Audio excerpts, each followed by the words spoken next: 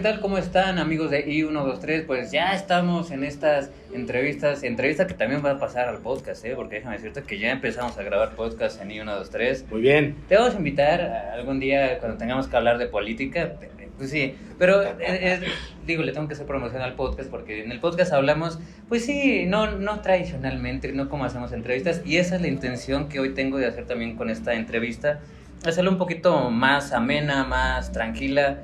Y vamos a hablar sobre pues, un tema que pues, está de moda y se va a poner más de moda, que es la revocación de mandato, este ejercicio que pues va a poner en entredicho si el presidente ha hecho bien o ha hecho mal su gobierno ya en más de 3 años de gobierno. Entonces pues tendremos que hablar de eso, pero primero que nada, ¿cómo estás, Daniel? Muy bien, y muchas gracias por la invitación, a la orden. Perfecto. Oye, tenemos que hablar un montón de la revocación de mandato, revocación, o la otra parte que es, se me fue la palabra. Ratificación. Está prohibido hablar de ratificación. No, señor Ine, yo no estoy diciendo eso, pero es importante, ¿no? Porque también se ha hecho como un ejercicio de confusión, hay gente que dice que sí, que no, pero vamos primero por lo primero. ¿Por qué la gente debería participar en un ejercicio como estos? Bueno, primero porque es un derecho recién adquirido para la población. O sea, a veces se piensa que es solo un ejercicio político, pero no. En nuestro país, en el mundo, hay siempre un avance progresivo de los derechos. Claro. Se busca que la ciudadanía, que la población, que la humanidad tenga cada vez mejores derechos. Derecho a la educación, no siempre se ha tenido derecho a la educación. El derecho a votar, en el caso de las mujeres, no siempre tuvieron el derecho a votar. Tratamos de que las sociedades también vayan evolucionando.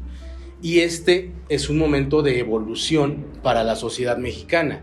Adquirimos un nuevo derecho porque un conjunto de legisladoras y legisladores materializaron lo que en su momento fue una propuesta de campaña, claro, de Andrés Manuel López Obrador. Él decía en los mítines, en estas giras que se hicieron por el país, él decía que se iba a someter a la mitad de su mandato a un ejercicio de una consulta, lo decía él, de una consulta popular donde la gente definiera si quería que permaneciera en ese encargo o que renunciara. A eso había que darle una traducción en términos legislativos, y es esto que ahora conocemos como la consulta por la revocación de mandato. Por eso debería participar la gente, para que estrenemos este ejercicio de un nuevo derecho adquirido y que poco a poco lo vayamos ejecutando como parte de nuestra normalidad, así como ahora hablamos con cierta normalidad de tener derecho a la libertad de expresión, de tener derecho a que todo el mundo pueda votar, de tener derecho a la educación, de tener derecho a expresar nuestro amor de la forma que consideremos que es la mejor. Entonces, esta evolución queremos que se vaya poco a poco la población acercando a ella y que vaya también adquiriéndolo como una cosa cotidiana. Hay muchas voces, sin embargo, en esta revocación que este año, ya estamos apenas a un mes, casi un mes de que se lleve a cabo. Hay muchas voces y hay gente enfrente de Acción Nacional que dice, pues es que esto no era necesario, ¿no? O sea, pero también al mismo tiempo dicen ellos, y ya han llevado 3 años la narrativa de decir, es que está mal el país, se está cayendo este país, vamos hacia abajo. Y ellos mismos, primero que nada, fueron los primeros que aprobaron esto. Y después fueron a la Suprema Corte y a decir que no, que estaba mal. Entonces, ¿por qué? ¿Cómo ves estas voces que dicen al mismo tiempo sí, que lo aprueban, y después dicen que no, y que todo está mal, pero que es un ejercicio? Ellos llaman que esto es un ejercicio de ego del presidente. Yo lo que veo detrás es... en la política siempre hay una ruta estratégica, ¿no? Sí. Yo siempre digo que la política, como lo dicen algunos clásicos, es, digamos, la continuación de la guerra por medios pacíficos. Es decir, la política es la arena que te permite disputar el poder público para construir un proyecto, consolidar un proyecto. En este caso, un proyecto de nación. Andrés Manuel López Obrador representa un proyecto mediante el cual él define, ¿no?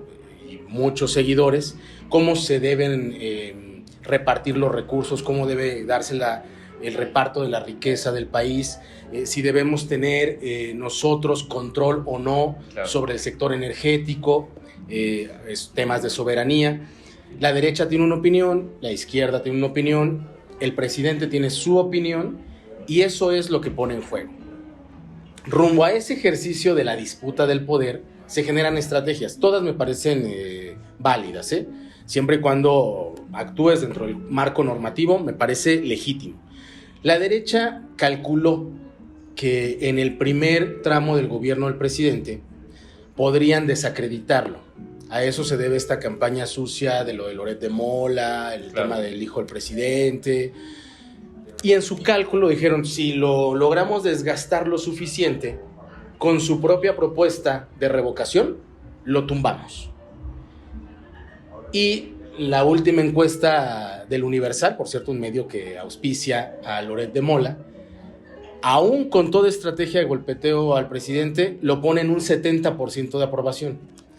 70% de aprobación. Que cayeron, ¿no? Por ahí, ¿no? En esta semana. 70% de aprobación, 60 y pico por ciento de aprobación, a un mes de la consulta, significa, digo, en honor a la verdad, que el presidente va a ganar la consulta. No hay que ser un genio ni alarraqui en materia de estrategia política o de marketing para saberlo, ¿no? O sea, no, claro. Parece que se ha descarado muchísimo, ¿no? Ya es muy evidente lo que hemos dicho muchas veces. Fuera máscaras, creo que ahorita ya es más evidente, ¿no? Entonces, ellos hacen ese cálculo y cuando ven que ya no les va a dar, cuando ven que están a un mes de la consulta y que los números del presidente no bajan, entonces lo que definen como estrategia es descarrilemos la consulta. Claro.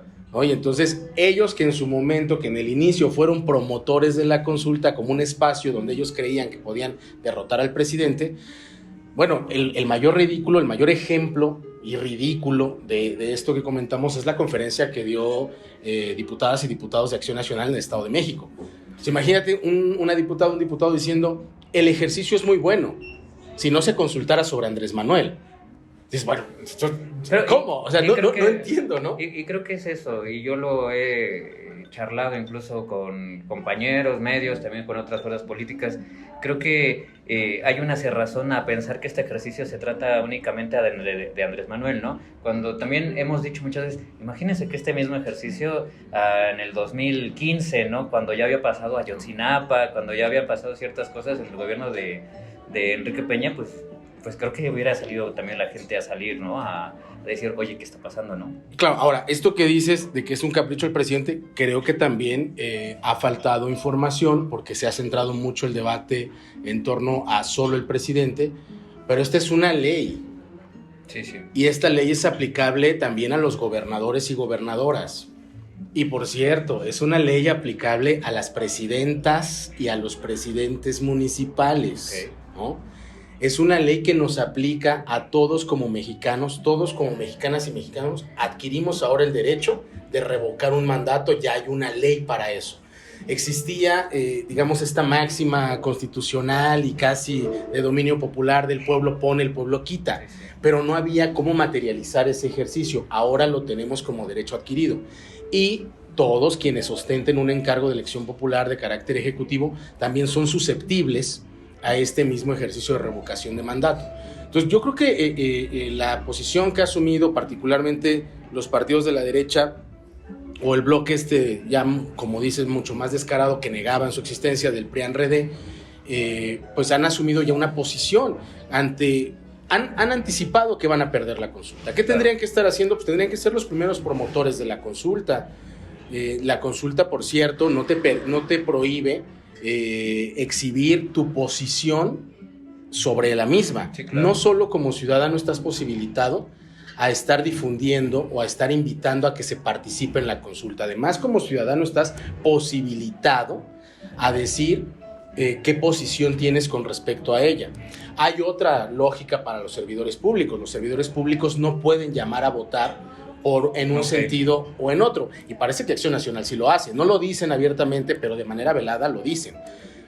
Los servidores públicos se tendrían que abstener, pero por ejemplo los ciudadanos podemos simplemente decir, yo como Daniel Serrano voy a participar en la consulta del 10 de abril, invito a la ciudadanía a que participe y yo voy a votar por el sí.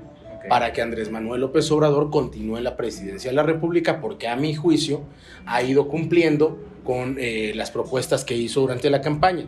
Eso lo puede hacer todo el mundo. Me parecería más saludable que las fuerzas de la derecha llamaran también al debate público y digan por qué no debería continuar Andrés Manuel. Claro. ¿No? O sea, en términos de un debate serio, con altura de miras, con ideas, donde puedan decir o puedan negar los avances que ha tenido el presidente en su encargo. Y eso me parece importante porque a mí parte de la crítica que se ha llevado a cabo es que se ha dicho que ha sido un ejercicio caro. Se cuestionó muchas veces también por qué no se puso el mismo día de las elecciones, 5 de las 6 elecciones a gobiernos estatales que tenemos, por qué no se ha hecho eso, por qué, incluso si por qué se hace, por ejemplo, cuando sale el PRI a decir, Osorio Chong, lo recuerdo, dice que el presidente se dé por ratificado, ¿no? Que no es ratificado, si no nos van a decir cosas.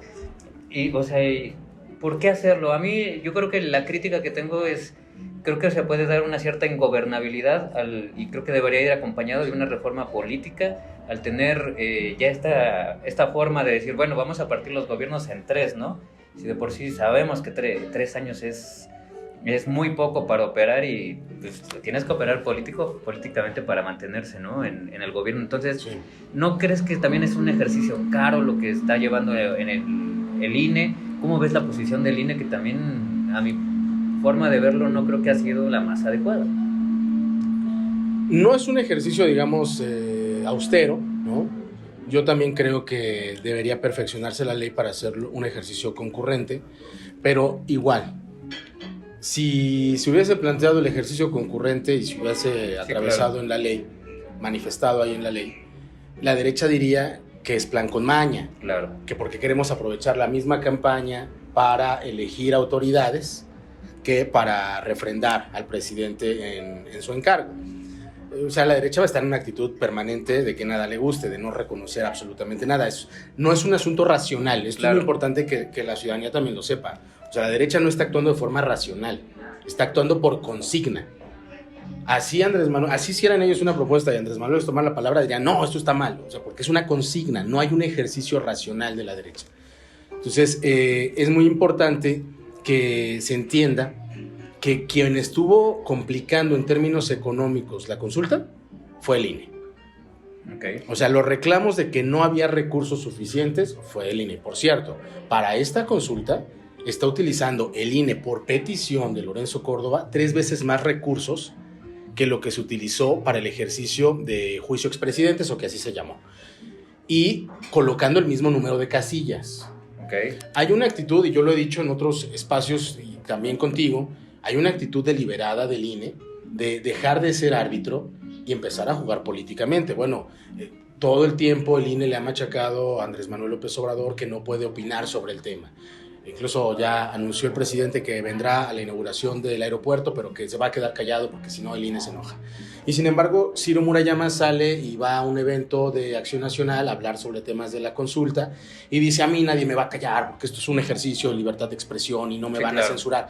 Pues ha dejado de ser un árbitro, ¿no? O en todo caso es un árbitro de estos de los que sospechas todo el tiempo, ¿no? No solo regañón, sino del que sospechas que se fue atrás de los vestidores y le dieron una lana, ¿no? Para que no viera o marcara un penal o lo que sea.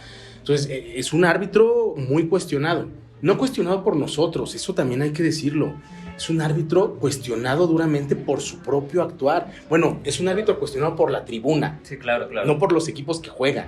Entonces, creo que sí es un tema delicado, pero el encarecimiento o no de la consulta no ha estado en la cancha ni de los partidos políticos, ni de la sociedad civil en general, sino particularmente del caso del INE.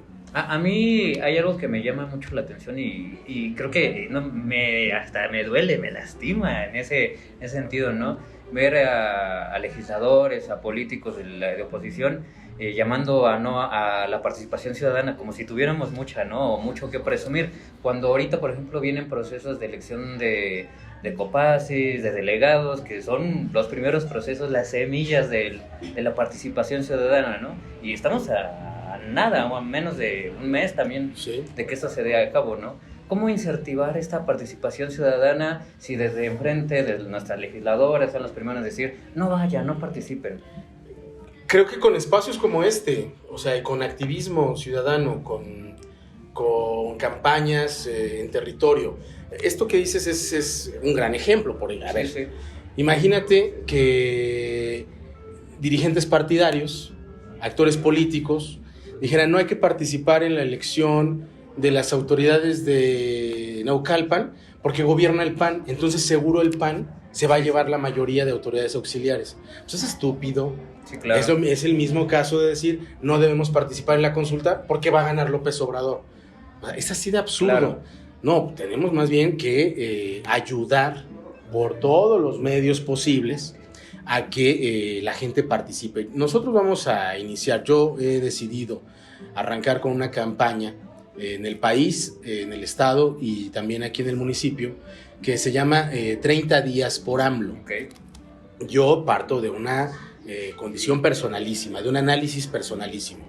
Creo que el presidente ha puesto sobre sus hombros ser el estratega, ser el administrador eficaz, ser el vocero, o sea, ser un hombre orquesta.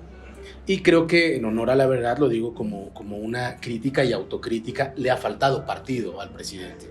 Y es buen momento para, en el último tramo que nos permite la ley, como ciudadanas y como ciudadanos, aplicarnos a fondo, meter el acelerador y hacer una campaña de 30 días que vamos a empezar el 6 de marzo y vamos a culminar el 6 de abril, que es el último día que permite la ley para la difusión.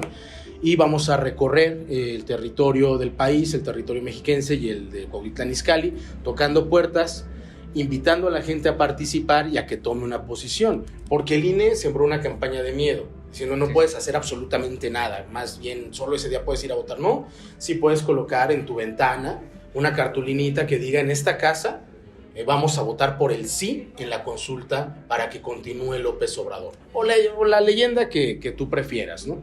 Incluso si alguien dice en esta casa repudiamos a López Obrador, pues también está bien. O sea, el asunto es que la gente participe, pues. Claro. Entonces vamos a incentivar eso. Yo creo también que le hace falta más frescura, ¿no? Claro. A la campaña, más una lógica más espontánea. Hay una promoción medio burocratizada, eso es lo que yo alcanzo a mirar. Todos los esfuerzos son bienvenidos, hasta los incipientes, hasta los que son un poco más de carácter simbólico, que he visto algunas expresiones de ese tipo. Todo es bienvenido, todo abona, pero yo he decidido ir por algo que creo que aprendimos en el movimiento y que es mucho más efectivo, que es el trabajo territorial, el trabajo puerta por puerta, casa por casa, colonia por colonia, estado por estado, y eso creo que puede ayudar. No es un asunto de Andrés Manuel. El sí en la consulta es un asunto que trasciende a un hombre en un encargo y que más bien fija una posición sobre el tipo de país que muchas y muchos queremos y por el que hemos peleado durante muchos años.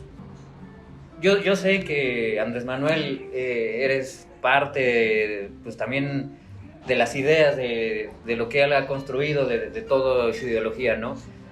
Ayudan a la gente a discernir, porque también la gente ha sido bombardeada por los medios de comunicación de todos lados. Ayudan a la gente, yo siempre les digo, bueno, está bien, Andrés Manuel puede hacer lo que tú quieras, pero pon tus propios criterios para poder evaluar. ¿Cómo la gente podría evaluar de cara a este próximo 10 de abril para que vaya y diga sí o no? O sea, ¿qué es lo que tú estás discerniendo diciendo sí por esto? Bien, yo creo que lo primero es la gente necesita cada vez más información de primera mano y medios alternativos donde se pueda informar. Los medios tradicionales han fijado también una posición de actuar por consigna, es el caso de Loret de Mola. Yo en el caso, cuando hay un periodismo de consigna, lo que le diría a la gente, lo que más le duele a un periodista que actúa por consigna, y a cualquier periodista en general, es que lo dejen de ver, sí, claro, que lo dejen de leer y que lo dejen de escuchar. Si cuando la gente ve a un periodista que actúa por consigna, que ataca al presidente, que se mete con la familia, apáguenle, busquen otro medio que les dé una información con fuentes, verídica. Eso es la primera cosa que yo le diría a la gente. Y lo segundo es, estamos saliendo de un proceso de pandemia, un ejercicio de reflexión muy sencillo. Sí, sí. En estas mismas condiciones, en honor a la verdad, ¿cómo estaríamos con Peña Nieto? Claro. ¿Cómo estaríamos con Calderón? le deberíamos hasta la camisa al Fondo Monetario Internacional, al Banco Mundial, o sea, estaríamos por los suelos, endeudadísimos, Sí, claro. con niveles de corrupción por los cielos. Entonces, ha sido una etapa muy dura la que le ha tocado vivir a Andrés Manuel López Obrador como presidente de la República, y ha actuado con una gran entereza. No hay una sola cosa que le puedan reclamar los de la derecha al presidente. ¿Ni una sola? Ni una sola. ¿Por qué se defiende? Ni una Pero bueno. sola en el actuar. Tan no la hay que se tienen que meter con José Ramón. Tan no la hay que se tienen que meter con el hermano. No. A ver, la derecha tendría que decir con toda claridad qué le atribuyen a él. Porque además Andrés Manuel fue muy claro cuando asumió la presidencia de la República, ¿eh? Andrés Manuel dijo: yo en el gobierno respondo por mi esposa Beatriz y por mi hijo Jesús Ernesto, que es menor de edad. Por nadie más. Lo anticipó. Sí. O sea, es un hombre que ha sido espiado, seguido, perseguido durante toda su vida y que sabe cuáles son los mecanismos que tradicionalmente ha utilizado el poder o el poder que ejercía la derecha. Entonces, él lo avisó. Entonces, ahora estos ataques que intentan generar, ¿por qué no dicen en qué se ha beneficiado, según ellos, Andrés Manuel López Obrador? Sí, claro. O sea, no hay una sola cosa que le pueda recriminar la derecha. Y pues, nos estamos enfrentando a poderes que también durante muchos años intentaron disminuir lo que significaba ser presidente. Hace 30 y pico de años en este país, el presidente de la República era el hombre más poderoso del país.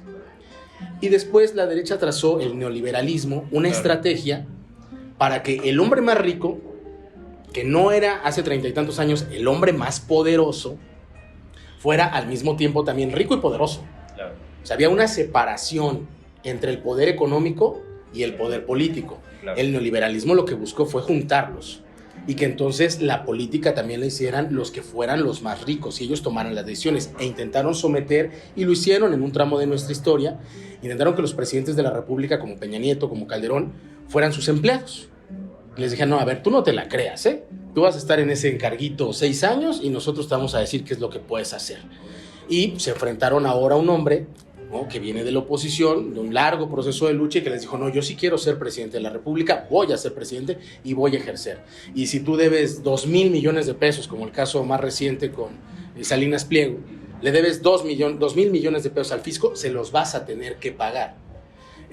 Hace poco lo decía yo en una columna, me recuerda mucho esta etapa del documental que deberíamos nuevamente de ponerlo en circulación, de Fraude 2006 de Mandoki, cuando decía José Agustín Ortiz Pinchetti, que comentaba una anécdota donde estuvieron en una cena con hombres de negocios y le decía: oiga, ¿pero ustedes de verdad creen esto que se dice Andrés Manuel?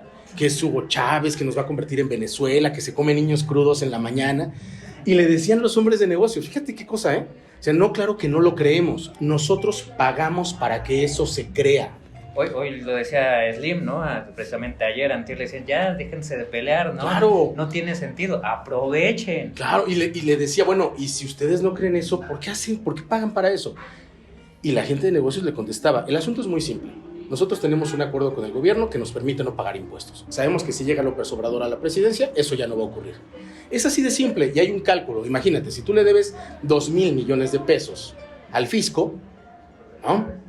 Claro que dices: pues hagamos mejor una cooperacha de a 100 millones cada quien, le pagamos a un medio para que sea una campaña de desprestigio en contra de alguien, y nos sale más barato derrocarlo que pagar los 2,000 millones que le deben al erario. Entonces, se enfrentan a un hombre que no está dispuesto a ceder, se enfrentan a un hombre que está dispuesto a contestarles, a hacer uso de su derecho de réplica, y ha sido un fuerte debate. Ojalá algún día hablemos de este tema de lo que ha pasado con el periodismo, con la prensa en nuestro país, porque ese fenómeno del periodismo nacional se repite en los fenómenos de periodismo en el Estado, y se repite en el fenómeno del periodismo también municipal. Claro. Entonces, ha sido un ejercicio duro, y yo creo que la gente debería de aquilatar eso antes de ir a votar. ¿Cómo estaríamos en otras condiciones? Y también, ¿qué tanto ha cumplido el presidente con su palabra? Porque este reclamo de: es que les da becas a los ninis y a los adultos mayores, Eso fue una propuesta de campaña. Aquí te van a pegar, O sea, porque es parte del programa. O sea, eso fue una propuesta de campaña. ¿Por qué les molesta que el licenciado López Obrador cumpla su propuesta de campaña? Él dijo, no se les debe de decir ninis, no han tenido las condiciones para ir a la escuela o para tener un trabajo y nos toca sacarlos de esa condición para no entregárselos al narcotráfico. Y va a ir una beca para que lo puedan hacer. Y lo hacen y lo critican por entregarles una posibilidad distinta a los jóvenes. Dice, los adultos mayores han cumplido ya con aportarle al país, hay que retribuirles. Y lo critican por retribuirles. El presidente no está haciendo cosas que no haya prometido, ¿eh? Sí. Más bien desde el inicio... O que no haya hecho antes. Claro, desde el inicio no estaban de acuerdo con esas propuestas porque preferían estar bien con sus amigos poderosísimos empresarios y que no le pagaran el dinero al gobierno, porque el dinero que llega al gobierno es ese mismo dinero con el que tú puedes implementar programas sociales o dotar de servicios a la población. Perfecto, ya casi nos vamos. Una última cosa, el presidente es humano, me queda clarísimo. Algo que no te guste, no del presidente, de su gobierno en estos 3 años, nada más, para que la gente pueda decir, yo soy muy consciente de eso. Yo la verdad es que veo que el presidente trae una agenda muy cargada. ¿Cómo no lo va a hacer si viene lo del aeropuerto allá en 20 días? Viene las gobernaturas que vienen muy cargado, viene sí veo una reforma electoral que no, evidentemente no les va a gustar. Sí veo que el presidente ha hecho muchas cosas, viene el Tren Maya, las refinerías, creo que hay muchas cosas. A mí en lo personal creo que se le ha olvidado al presidente, o tal vez no sea su generación, pero los derechos de minorías, creo que se le ha olvidado. Y el feminismo no creo que lo sepa, pero sé que a final de cuentas es humano. ¿Qué crees que le duele? Diría la canción, no es perfecto, más se acerca a lo que yo simplemente soñé. No, es mucho, sí, no, de verdad, muchos de nosotros peleamos durante muchísimos años por un hombre que se pusiera de frente a la oligarquía del país y que les dijera, hasta aquí llegaron, ¿no? Y ese hombre es Andrés. La verdad es que esa condición, Andrés Manuel López Obrador, era la condición sin la cual no podría existir un proceso de transformación. No es él en sí mismo el proceso de transformación, pero él es el inicio de ese proceso de transformación que se requiere. Yo coincido contigo, yo no le diría, digamos, derechos de las minorías, digamos, la progresividad de los derechos. Sí. Creo que es una materia pendiente, pero es una materia pendiente en un país donde se solía vulnerar el derecho humano como prácticamente una política pública. Y algo donde, por cierto, hemos tenido una mejora, donde se atiende de otra forma este tema de los derechos humanos con un hombre invaluable, además con un gran funcionario y que dialoga mucho, Alejandro Encinas, que está al frente de esa materia en la Secretaría de Gobernación. Y bueno, yo ahí lo que creo es que la agenda pendiente es esa, ¿no? La agenda de la progresividad de los derechos, que es un tema mucho más de la izquierda, mucho más, perdón que lo diga así, yo sé que algunos me van a matar, ¿no? Pero mucho más de la izquierda de nuestra generación, ¿no? Okay, bueno. También, o sea, y no podemos responsabilizar, es como si responsabilizas a tu papá o a tu mamá de que les gusten los boleros. Es que es un asunto de época también, ¿no? Nosotros estamos viviendo una época distinta en muchos sentidos y también tenemos una mirada de la realidad política y social distinta. Y nos toca también a nosotros como generación asumir esas luchas de la progresividad de los derechos, pero creo que un Estado como política, con quien encabeza la presidencia, no sea un violentador de derechos, es una gran noticia en el país. Claro. Sí, creo que hay una agenda pendiente, pero creo que en materia de derechos humanos también hemos avanzado en un país que nos dejaron, digamos, en trizas, sí, claro, ¿no? En jirones, lastimado, violentado, vulnerado, y creo que vamos avanzando. Entonces, por eso yo coincido contigo, pero creo que el balance es mucho más positivo que lo que se le podría observar al gobierno del licenciado López Obrador. Sin duda, podríamos hablar un montón y también ver hacia el futuro y qué va a pasar con la izquierda, con los jóvenes. Tendremos que hablar eso más adelante porque podrían ser largas estas charlas. Aquí hay mucho joven de izquierda, sobre todo dirigente político de jovenazos. Está bien, ya nos vamos. Dile algo a la gente que vaya, invítalos a que vayan o que no vayan. Que participe, yo le diría a la gente que participe en cualquier forma, en la liga de fútbol, de la colonia, en la asociación de padres de familia, en la administración de su edificio, toda forma de participación, claro, todo lo que ayude a mejorar las condiciones de vida cotidiana de tu comunidad, de tu entorno.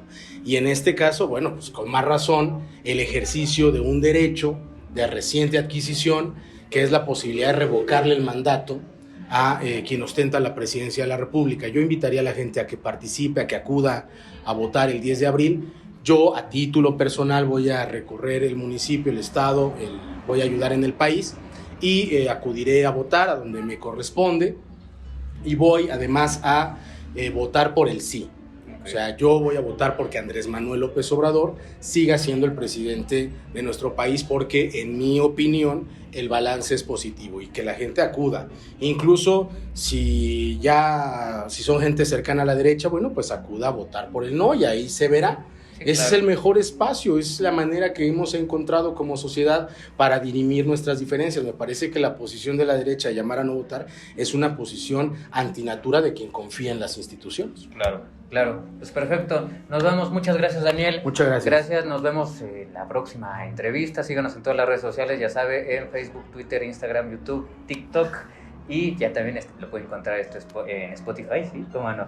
Ya nos somos, ya son muchos, productor, no juegue. Pero bueno, muchísimas gracias. Y pues bueno, yo lo único que le digo es salga a votar, participe, porque eso es indispensable. Sí o no, pues búsquelo en su corazón en estos 3 años, porque hay mucho que evaluar, hay mucha infraestructura que evaluar, sí, hay una pandemia que pasó, evalúelo, pero sí le digo algo, esto no lo tenía antes. Pero bueno, nos vamos, hasta la otra.